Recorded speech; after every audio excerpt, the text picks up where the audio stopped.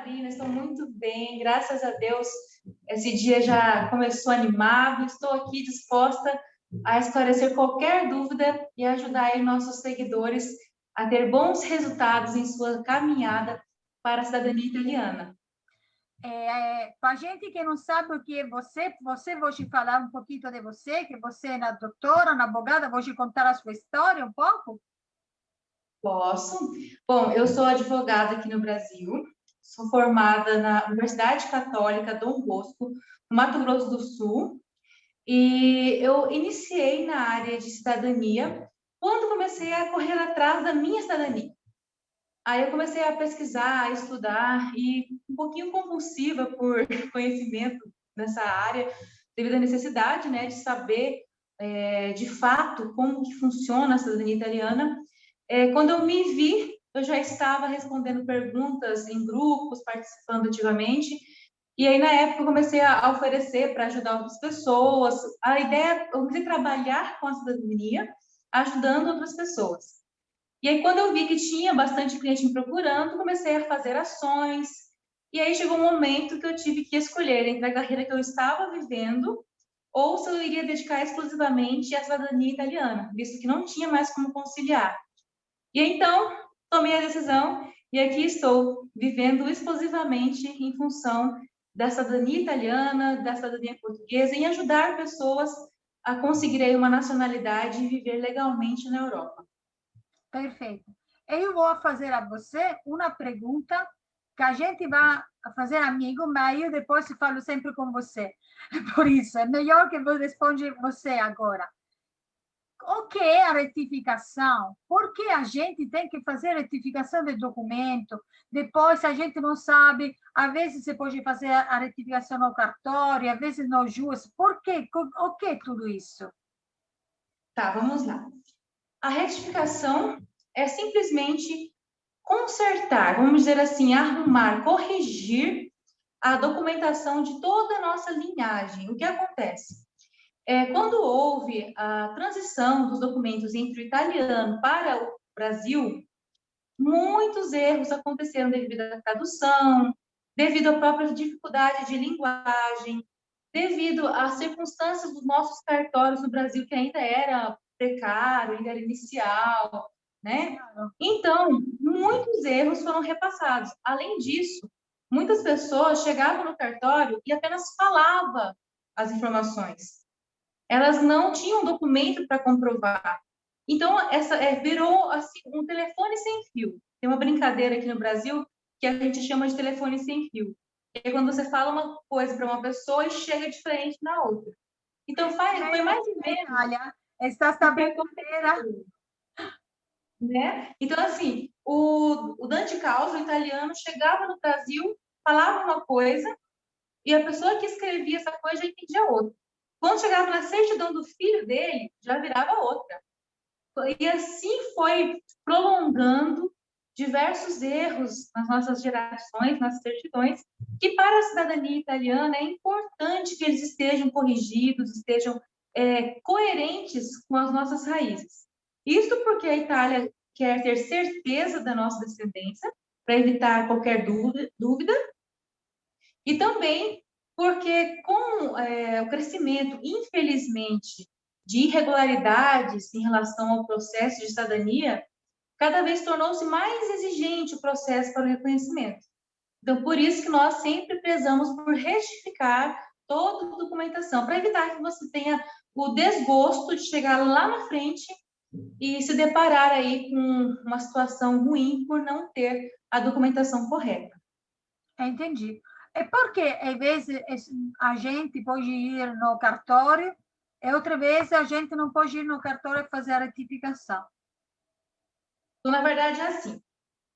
A lei de registros públicos, ela permite que alguns erros sejam corrigidos no próprio cartório. O que isso significa? Se o oficial do cartório constatar que aqueles erros não tem dúvida, ele olhou e falou, não, realmente, é isso mesmo, ele tem a discricionariedade, a liberdade de fazer a correção ali mesmo no cartório. Mas muitas pessoas confundem essa liberdade, essa possibilidade que a lei dá da correção ser no cartório com obrigatoriedade. O cartório não é obrigado a corrigir, a não ser que seja erro dele. Mas erros dessas gerações, o cartório não é obrigado, ele pode corrigir. Então, acaba ocorrendo-se uma variação muito grande entre um cartório e outro, porque depende muito da análise do oficial do cartório. Então, às vezes, o que para um cartório é tranquilo e eles corrigem na via administrativa mesmo, em outro cartório eles já falam, não, isso aqui tem que procurar a via judicial. E aí as pessoas têm muito receio da via judicial, né? Preferem muitas vezes a via administrativa porque acreditam ser mais rápida. Mas é que eu sempre digo, depende muito a questão do tempo. Se for muitas certidões envolvidas para serem retificadas e muitos cartórios, às vezes nem sempre sai mais rápido. Imagina você ter que enviar a documentação física original para 6, 7 cartórios diferentes, aguardar terminar a correção de um para enviar para o outro. Então, isso também pode demorar muito tempo, é tudo muito relativo. Entendi. Mas, na normalidade, o cartório, que jeito de retificação fa? Que é Normalmente, o método que ele vai adoiar para fazer a retificação? certo. Normalmente, pequenos erros, como, por exemplo, eu peguei recentemente uma pessoa que ela chama originalmente Ana, com 2 N's, e passou ao longo da geração Ana com N só. Isso é algo bem simples. Outros casos são sobrenomes que sofrem alteração de uma letra, né? Às vezes o sobrenome sofre alteração de uma letra e o cartório consegue, aceita fazer retificação. Alguma data, às vezes, que seja muito clara que houve um erro. São coisas, assim, simples. Embora existem exceções, né? Eu já peguei situações em que a correção da idade do dante causa estava errada no óbito e o cartório simplesmente falou, não, nós não fazemos. Mesmo havendo a prova de que a idade dele correta seria outra. Então, é um erro simples e que normalmente é, sim, possível corrigir diretamente no cartório. Mas existem exceções. Porque é a grande responsabilidade, acho, do cartório fazer essa retificação. Forse é por isso que ele tem medo de fazer essa retificação. Porque a partir do momento que ele faz a análise e ele concorda com aquela retificação, qualquer problema, né, relativo àquilo vai ser responsabilidade do oficial, vai ser responsabilidade do cartório. Então, como ele não é obrigado a fazer isso, é muito mais viável para o cartório falar, olha, o juiz decide, o que o juiz decidir, eu cumpro aqui. Então, às vezes, acaba sendo o jeito mais conveniente para o próprio cartório, né? Fazer da forma que não gere responsabilidade para ele em algo que ele fique com dúvida. Entendi. O processo judicial, como é? Processo judicial, nós juntamos toda a documentação, certo? Todas as certidões em teor, vemos tudo que precisa ser retificado. O bom da ação judicial é que tudo é retificado ao mesmo tempo. Então, não tem por que, assim, economizar nas retificações. Dá para retificar todas as informações que não estão diretamente de acordo com a certidão do dante causa. Então, reunimos todos esses documentos, fazemos uma petição mostrando os erros, instruindo com todas as provas e damos entrada no processo, certo? O juiz, a primeira coisa que ele faz é receber o processo e fazer um despacho encaminhando para o Ministério Público manifestar. E aí abre um prazo para o Ministério Público manifestar. O Ministério Público vai dizer se concorda, se não concorda, por que não concorda, se precisa acrescentar algum documento. Então, isso volta para o juiz. Estando em fase de conclusão, tudo tranquilo, todo mundo concordando, normalmente, não é regra, porque o juiz tem a liberdade de discordar do Ministério Público, mas normalmente a próxima fase já é a sentença procedente do pedido. A não ser quando o Ministério Público pede que acrescente alguma prova, e aí o juiz concorda e passa novamente o processo para a gente manifestar. Mas normalmente a sequência é essa. Então, o juiz julga procedente a ação de retificação e a partir desse momento vem uma fase em que a escrivania do juiz, eles emitem diversos ofícios. Esses ofícios é o seguinte, é um ofício para cada certidão que precisa ser retificada. Então, são 10 certidões, independente de serem em 10 cartórios diferentes, serão emitidos 10 ofícios, e aí a gente encaminha cada um desses ofícios para cada cartório, ao mesmo tempo, não precisa ser na sequência.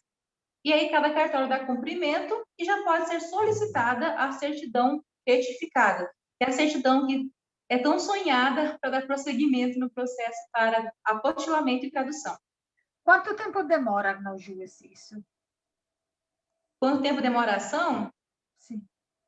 Olha, essa é uma pergunta que eu ouço de todos os clientes. O que eu posso responder é o seguinte: normalmente, processos em capitais costumam demorar um pouquinho mais. Até um ano, a gente fala. Processos no interior costumam demorar um pouquinho menos.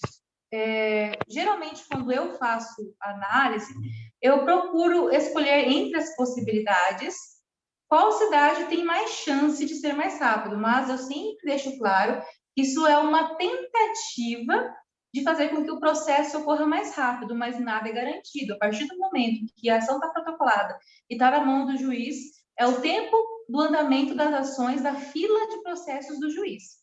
Então, a gente tenta arriscar, tenta buscar qual é a cidade que possui menos sobrecarga de trabalho, de acordo com as possibilidades fáticas, né, do cliente e as possibilidades que nós temos para entrar com a ação dentro da lei.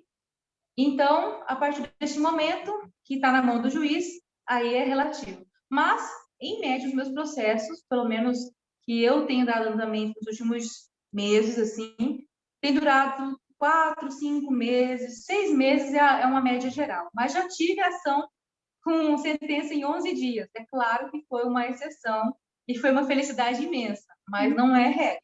Imagino. Se eu faço tudo com cartório, mas tenho certidão em 5 cartórios, em 5 cidades diferentes, isso vai demorar muito? Demora um pouquinho mais, porque é o seguinte, alguns cartórios, eles exigem, a maioria, na verdade, exige o documento original.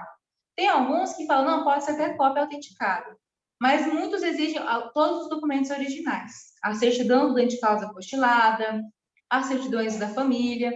Então, você imagina, vamos supor, eu hoje estou residindo em Goiás, né? Claro. Aí, todos os cartórios que eu quero entrar em contato, eu vou dar exemplo do meu caso, né? Eu estou morando em Goiás, só que eu não sou daqui, ninguém da minha família é daqui. Então, assim, os cartórios que eu preciso entrar em contato estão em São Paulo, Minas Gerais e Mato Grosso do Sul. E são vários cartórios nesses estados. Então, primeiro eu vou mandar toda a documentação lá para o cartório em Minas. Quem conhece o Brasil sabe que o correio aqui não é assim, uma Brastemp, como diz a nossa linguagem aqui. Então, até chegar lá em Minas, o cartório em Minas dar cumprimento, analisar os documentos, dar cumprimento, devolver para mim isso fisicamente, e eu enviar novamente para o outro cartório, para o outro estado, se forem 5, 6 cartórios, vai demorar, porque o cartório não vai fazer essa análise, essa retificação em 1, 2 dias, e nem o correio vai enviar isso em 1, 2 dias, a não ser que você pague a forma de envio mais cara, né? Então, leva, sim, um tempo maior, se for muitas certidões em muitos cartórios. Isso é um problema.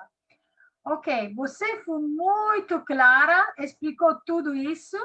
A gente, assim, quando me pergunta como faço a fazer retificação, eu falo, vou ver o vídeo onde está a nossa advogada Candelora. Eu agora vou falar que o próximo vídeo que você tem que fazer comigo é falar da pasta. Espero que a próxima vez que nós falamos, você pode fazer. Muito obrigada. Um abraço. Tchau. Eu que agradeço. Tchau, tchau.